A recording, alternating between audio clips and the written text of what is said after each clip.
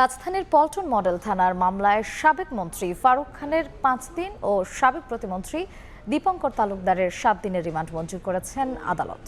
সকালে আসামিদের ঢাকার চিফ মেট্রোপলিটন ম্যাজিস্ট্রেট আদালতে হাজির করে মামলায় গ্রেফতার দেখানো সহ রিমান্ড আবেদন করলে আদালত এই আদেশ দেন। এদিন রাজধানীর বিভিন্ন থানার হত্যা ও হত্যা চেষ্টা মামলায় আনিসুল হক, হাসানুল হক ইনু, রাশেদ খান মেনন, কামাল আহমেদ মজুমদারকে 5 দিন করে রিমান্ডে পাঠান আদালত। এছাড়া রাজধানীর নিউ মার্কেট থানার মামলায় সাবেক স্বরাষ্ট্র সচিব মোস্তফা কামাল উদ্দিনকে, পল্টন মডেল থানার মামলায় সাবেক গৃহায়ন ও গণপূর্ত মন্ত্রী ইঞ্জিনিয়ার মোশাররফ হোসেনকে গ্রেফতার দেখানো হয়েছে।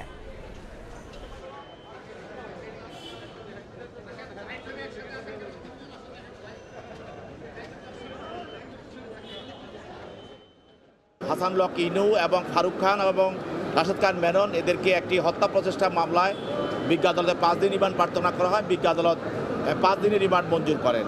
আরেকটি মামলায় জুনায়েদ আহমেদ পলক, তাকে গ্রেপ্তার দেখানো হয় এবং আরেকটি মামলায় কামাল আহমেদ মজুমদার, তাকে একটি হত্যা মামলায় তদন্তকারী কর্মকর্তা 5 দিনের রিমান্ড প্রার্থনা করেন, 5 দিনের রিমান্ড মঞ্জুর করা হয়। আরেকটি হত্যা মামলায় দীপঙ্কর তালুকদার, সাবেক পার্বত্য চট্টগ্রাম বিষয়ক প্রতিমন্ত্রী, তার বিরুদ্ধে 7 দিন রিমান্ড প্রার্থনা করা হয় এবং তার 7 দিনের রিমান্ড মঞ্জুর করা হয়।